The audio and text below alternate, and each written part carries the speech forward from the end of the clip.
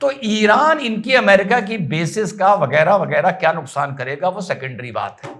लेकिन पाकिस्तान अगर अमेरिका के साथ इन्वॉल्व हो गया तो ईरान पाकिस्तान का बैंड बजा देगा। तो साहब, राष्ट्रीय और अंतर्राष्ट्रीय मीडिया की अगर रिपोर्ट्स पढ़ें तो यह लग रहा है कि वाकई अब यूएसए ईरान के बीच में युद्ध होने जा रहा है, या ये माने कि जैसा 1981 में ऑपरेशन ओपेरा हुआ था जिसमें इजराइल ने इराक के न्यूक्लियर प्लांट्स पर, अनफिनिश्ड न्यूक्लियर प्लांट्स पर अटैक किया था, वैसा कोई सर्जिकल स्ट्राइक होने जा रहा है। पहले आसान भाषा में 2-3 मिनट समझते हैं कि चल क्या रहा है, फिर उसके बाद छोटा सा विश्लेषण। वही कोशिश करूंगा 10 मिनट में आसान भाषा में आप लोगों को कुछ समझाने की।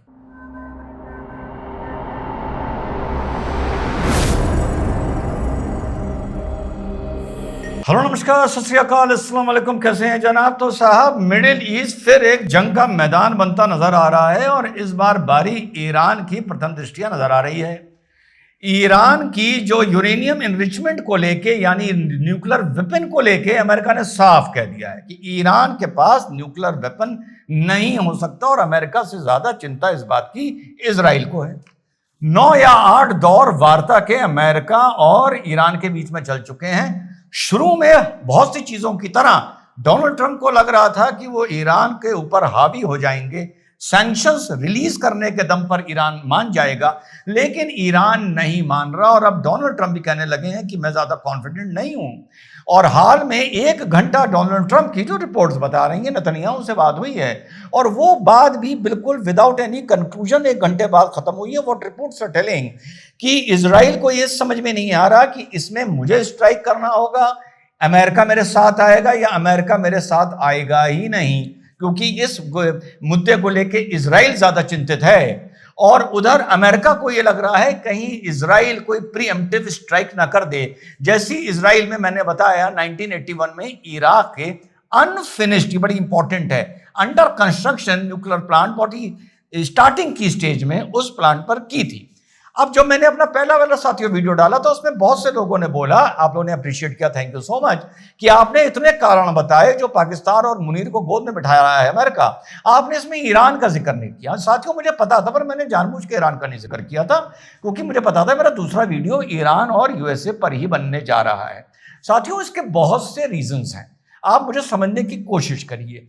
पहला, ईरान ने भी साफ कह दिया है कि अगर आपने हमारे ऊपर अटैक किया तो हम आपकी सारी एम्बेसीज और आपकी बेसिस हमारे रॉकेट्स के, हमारे मिसाइल्स के रेंज में और निशाने पर हैं। इसके चलते अमेरिका ने अपनी बेसिस से, जो बेसिस में इनकी फैमिलीज भी जाकर रहती हैं, उनको आदेश दे दिया है कि आप बेसिस छोड़ दें और एम्बेसी पर भी अपना जो स्टाफ है, जो गैर जरूरी थोड़ा स्टाफ था, सबको वापस आने को बोला है और एडवाइजरी भी इशू कर दी है कि अब आप मिडिल ईस्ट अमेरिकन या यूरोपियंस ना जाएं। और इनकी पूरे मिडिल ईस्ट में, चाहे ओमान हो, चाहे कुवैत हो, चाहे यूएई हो, चाहे सऊदीया हो, चाहे इराक हो, हर जगह इनकी बेसिस हैं।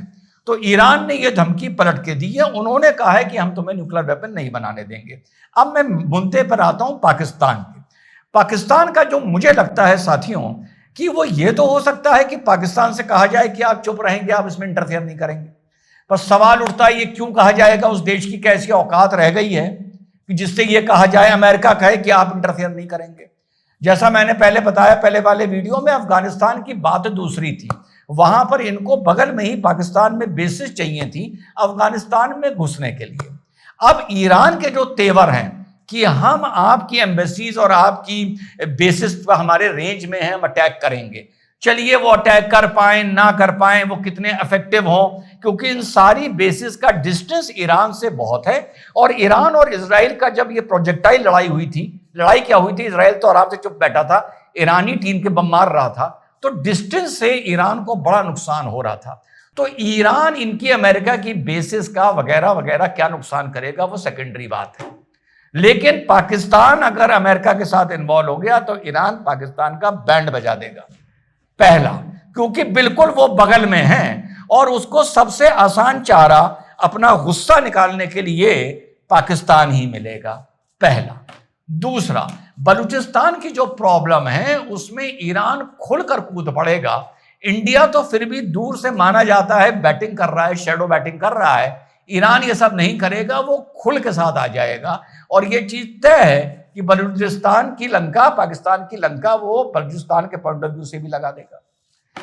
तीसरा पॉइंट ऑफ व्यू ये है कि ईरान के करीब चाइना भी है और ईरान और पाकिस्तान भी चाइना के करीब है, और चाइना के ट्रिलियन डॉलर्स के इन्वेस्टमेंट्स पाकिस्तान में हो चुके हैं।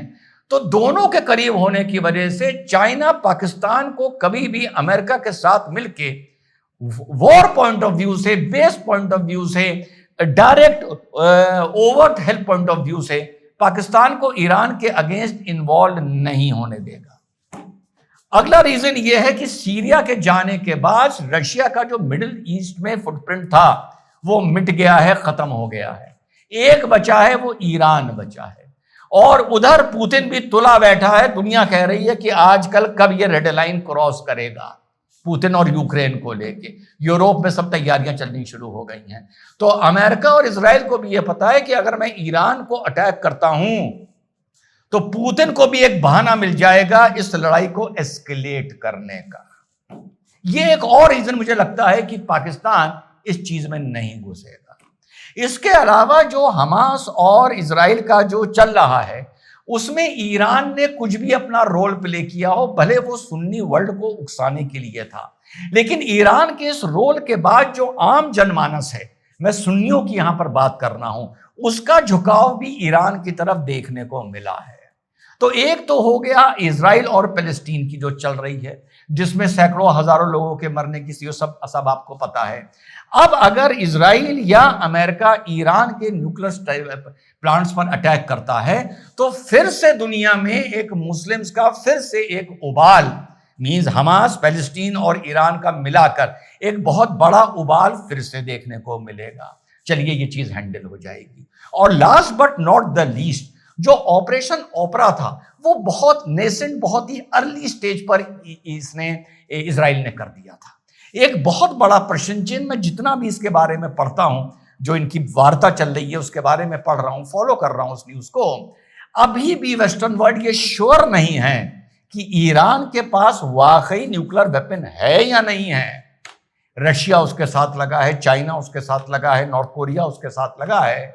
तो ऐसा तो नहीं है कि हमारी इंटेलिजेंस में कोई कमी रह गई है और इनके पास ऑलरेडी न्यूक्लियर वेपन वॉरहेड्स हैं, पहला। दूसरा, ईरान का इनरिचमेंट, क्योंकि पहले जब इनकी ट्रीटी हुई थी उनको सिविल न्यूक्लियर यूसेज का राइट मिल गया था, 60% तक क्रॉस कर गया है, जो सिविलियन यूज के हिसाब से बहुत ज्यादा है। तो साथियों, जब भी न्यूक्लियर इनरिचमेंट होता है यूरेनियम और वो 60-50% क्रॉस कर जाता है, उसको हिट करने का, फिर से बता दूं, ऑपरेशन ओपरा बहुत अर्ली स्टेज पे हुआ था, हिट करने के लिए ना गूदा और कलेजा चाहिए। न्यूक्लियर लीक हुआ था जापान में, पूरी दुनिया में हाहाकार मच गया था। आज से लगभग 40 साल पहले न्यूक्लियर लीक हुआ था रशिया, यूएसएसआर में, चेर्नोबिल में, if I am pronouncing the name correctly. हाहाकार मच गया था, वो पूरा प्रोविंस खत्म हो गया था। आज भी उस प्रोविंस में जाना बैंड है, इतना रेडियो एक्टिव है वहां की हर चीज। कितने लोग मरे थे इसका तो हिसाब ही नहीं है। तो आज क्या ईरान का जो न्यूक्लियर प्लांट्स हैं और जो यूरेनियम एनरिचमेंट है, वो क्या इस लेवल पर है कि उसको कोई हिट करके अटैक कर सकता है और उसकी छींटें दुनिया पर नहीं पड़ेंगी? दुनिया बोल रहा हूं मैं, दुनिया। अगर आपने एक लगभग एक्टिव न्यूक्लियर प्लांट, जो लोग न्यूक्लियर फिजिक्स के बारे में जानते हैं या जो फौज से कनेक्टेड हैं, आई विल बी ऑब्लाइज्ड अगर आप इस पर कमेंट करें, अगर आपने हिट कर दिया तो ये ना सोचिए वो प्लांट उड़ गया, खत्म हो गया, वहां पे 10, 20, 100, 1000, 2000 आदमी मर गए। लाखों निपट जाएंगे ईरान में और पाकिस्तान लपेटे में आ जाएगा। और असर ये वो चीज है कि कुछ दिन बाद जापान तक में देखने को मिलेगा।